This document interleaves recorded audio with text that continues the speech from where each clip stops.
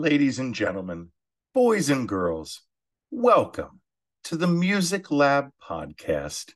My name is Dogg, and I am so happy to be back with all of you for another episode of an album review. We haven't done one of these in a while, ladies and gentlemen. In all honesty, mainly because there hasn't been any albums that I've wanted to review, and the few and far between that there has been lately, either just had a lot going on and with other episodes and interviews and stuff like that. So without further ado, it is great to be back with another album review. My name is Dogg, and I want you to try and remember when you were 13 years old and what you did for fun at that age. Because at 13 years old, this Dubliner started busking on the streets and formed his own band, The Frames, in 1990. With 8 albums under their belt, with the last happening in 2015. In the 2000s, he was one half of the Swell season, and their song, Falling Slowly, off the Once movie soundtrack, was one of the best songs of the decade. 53 years old and friend of Eddie Vedder, Glen Hansard has now moved on to a solo career with his first album, Rhythm and Repose, in 2012, and his new 5th studio album that we are about to review. It's called All That Is East Is West of Me Now. So let's dive in. The first track off the album is called, and it's the lead single actually too. It's called The Feast of St. John. A plodding opening with the drums making statements throughout until our storyteller sings so well as you feel his emotion. There are moments where he sounds like Eddie on this one, with a fiery guitar solo that is surrounded by a musical slow burn. The opening lyrics of the song bring so much meaning and clarity to the album itself. See the low fires burning at the feast of St. John. See the heroes returning, all but one.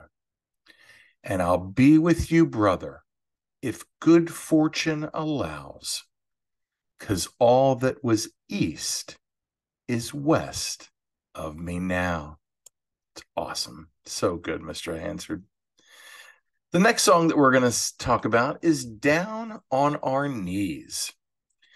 This song starts with a Death Cab for Cutie vibe as the piano is played beautifully until the bass kicks in and the atmospherics hover.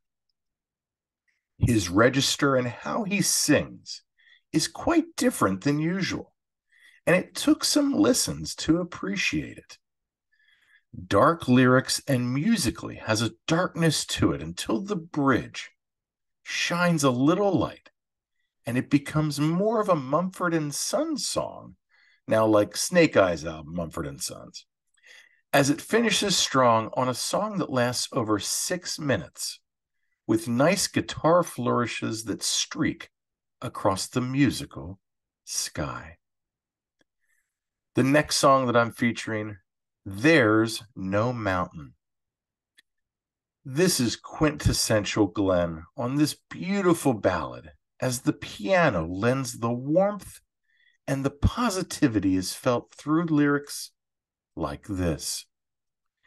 And right as I thought I was losing, that truth came bruising and cut me right down in my pride.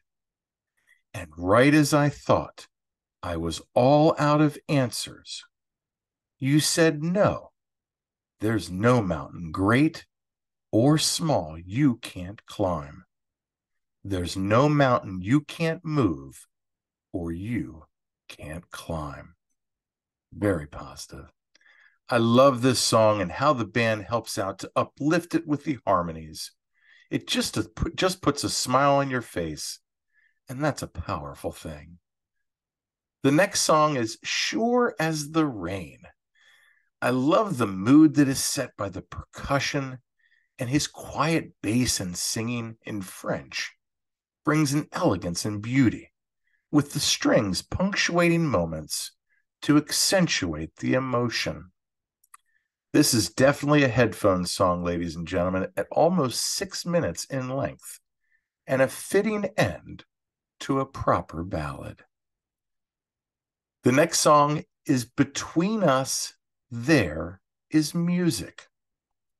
I love the female voices as a change-up to begin the song, and then Glen's voice quietly, beautifully takes us home. The drums are once again a highlight of the song until the strings take over as they dance in the middle, and the female voices return as a wall of sound that causes tension and a sort of drama until the last 30 seconds quietly take us home. My favorite lyric in this song, and we're nothing if not unusual. Let them gather, let them stare, and mouths agape are nothing new to us. Darling, let down your hair. The next song we've got is Ghost, a song where the piano takes center stage, but eventually gives way to the beautiful harmony and the psychedelic feel from the voices once again. Very dramatic through the strings, and the dynamics are well done.